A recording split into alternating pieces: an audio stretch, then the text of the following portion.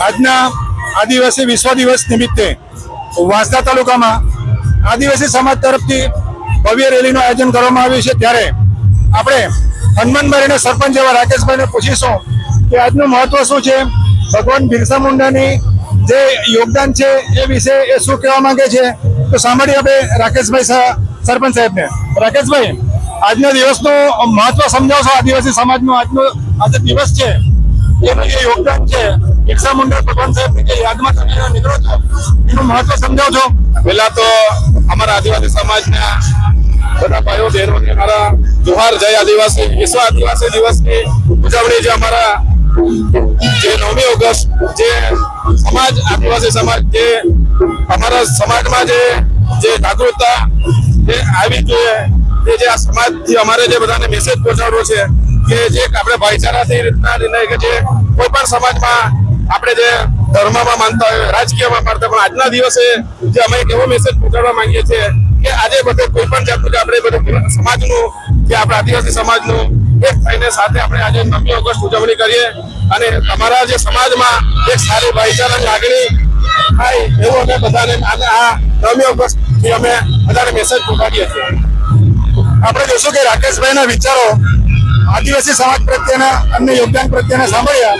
હવે આપણે સાંભળીએ એક વરિષ્ઠ આદિવાસીને તેઓ શું કહેવા માંગે છે। આડીભાઈ, આજના જે આદિવાસી દિવસ આપણે ઉજવવા જઈ રહ્યા છે, એમનું મહત્વ સમજાવશો જરા? 9મી ઓગસ્ટ આદિવાસી વિશ્વ દિવસ, આદિવાસી દિવસ, એનું મહત્વ આપણે વર્ષોથી જે જળ, જંગલ અને જમીન પર આપણો જે અધિકાર છે એ અધિકાર મેળવવા માટે અને એ આપણાથી કોઈની છીનવાતો હોય તો એના માટે કોઈ પણ પક્ષનો માણસ હોય પણ સૌ આદિવાસી એનો જે અવાજ ઉઠાવતો હોય એની સામે આપણે સાથે રહેવું જોઈએ એવી મને સૌને વિનંતી છે। અને આજના પ્રસંગે સૌ ઉપસ્થિત સૌને બધાને સૌને અભિનંદન અને હાર્દિક શુભકામના આપું છું। આપણે સમાજના વરિષ્ઠ એવા આડીભાઈ સાહેબને સાંભળ્યા। હવે આપણે પૂછીશું મહેન્દ્રભાઈને આજના દિવસનું મહત્વ શું છે। મહેન્દ્રભાઈ, આજનો જે આપણે યોગદાનનો આદિવાસી દિવસ છે, જે આપણે ભગવાન બિરસા મુંડાની યાદમાં ઉજવીએ છીએ, તો એમનું યોગદાન કેટલું છે અને સમાજમાં એમનું મહત્વ કેટલું છે? તમારા હક અને હિસ્સા માટે તમે શું વિચારી રહ્યા છો? આગળ તમારી શું રણનીતિ છે, સમજાવશો? આજે વિશ્વ આદિવાસી દિવસની ઉજવણી થાય છે, તો મારા તમામ આદિવાસી સમાજના ભાઈઓ બહેનો અને ભારત દેશના રહેતા તમામ સમાજને હું મહેન્દ્રભાઈ પટેલ વતી ભારત દેશના તમામ નાગરિકોને હું 9મી ઓગસ્ટ વિશ્વ આદિવાસી દિવસની ખૂબ ખૂબ શુભેચ્છા પાઠવું છું। કારણ કે વિશ્વના યુનો દ્વારા વિશ્વ આદિવાસી દિવસ ની ઉજવણી કરવાનો એક 9મી ઓગસ્ટ તરીકે એક તારીખ નક્કી કરવામાં આવી કે વિશ્વ આદિવાસી દિવસ કેમ ઉજવવામાં આવે છે। એ વિશ્વ આદિવાસી દિવસ એ આ દુનિયાને બચાવે તો આદિવાસી જ બચાવી શકે। કેમ કે આદિવાસી સમાજ પ્રકૃતિ સાથે, સંસ્કૃતિ સાથે, જળ, જંગલ, જમીન સાથે જોડાયેલો છે, એટલે આ વિશ્વ આદિવાસી દિવસ તરીકે ઉજવણી કરવામાં આવી છે। એટલે અમારા માટે તો વિશ્વ આદિવાસી દિવસ એટલે અમારા માટે એક નવું વર્ષ છે। અને નવું વર્ષ એટલે આવે છે, દિવાળી આવે છે, હોળી આવે છે, એવા તહેવાર આવે છે, પણ અમારા માટે દિવાળી અને હોળી એ અમારા માટે નવું વર્ષ તરીકે આ 9મી ઓગસ્ટ છે, એટલે અમારા માટે તો ખુશીનો દિવસ છે। આપણે જોશું કે આજનો દિવસ વિશ્વ આદિવાસી દિવસ તરીકે જ્યારે ઉજવાય છે, તો વાંસદા તાલુકાના આદિવાસી સૌ સમાજ મળીને ભગવાન બિરસા મુંડાની યાદમાં એમને ખૂબ યાદ કરીને પોતાના સમાજના ઉદ્ધારમાં એ લોકો આગળ વધવા માટે સતત તત્પર રહે છે, એ આપણે જોયું છે।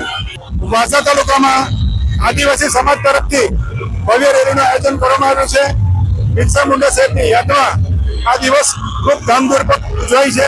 ત્યારે આપણે જોશું કે ચેતરભાઈ વસાવા એમના સમર્થનમાં પણ આ લોકોને બેનરો એ યાદ અપાવે છે કે સૌ આદિવાસી એક છે। ચેતર વસાવાને જે અન્યાય થયો છે એમને પણ મુક્ત કરવામાં આવે એવી આજની રેલીમાં એ લોકોનું મહત્વ સમજાવે છે કે આ સમાજના યુવાન શિક્ષિત એવા સુનિલભાઈ ચૌધરી સાહેબને પૂછીશું આજના દિવસનું મહત્વ શું છે. સુનિલભાઈ, આજના દિવસનું જે મહત્વ છે એ સમજાવશો જરા. યુનો દ્વારા ઘોષિત કરવામાં આવેલ 9મી ઓગસ્ટ યુનો દ્વારા કરવામાં આવેલ છે. હવે આજનો દિવસ અમારા માટે બહુ ઉત્સાહનો દિવસ છે. ભારત દેશમાં દરેક જગ્યાએ 9મી ઓગસ્ટનો વિશ્વ દિવસ આદિવાસી દિવસ ઉજવવામાં આવે છે ને 1 મહિનાથી તૈયારી કરવામાં આવે છે. આજનો દિવસ બધાને ખૂબ મજા કરે એવો છે. બહુ જ ઉત્સાહ છે, બધાને બહુ જ ઉત્સાહ છે. જળ, જંગલ, જમીન એ અમારું મૂળ નિવાસી છે. અમે મૂળ નિવાસી છે. જળ, જંગલ ને જમીન અમારી એ છે, આજીવિકા છે. આપણે જોશું કે મૂળ આદિવાસી જળ જંગલ જમીન સાથે જોડાયેલો છે. એ લોકોની સતત માંગ છે કે સરકાર એમને જંગલ ને જમીન ફાળવે અને દેશના વિકાસમાં આદિવાસીનો જે ફાળો છે એનું મહત્વ સમજાવ્યું.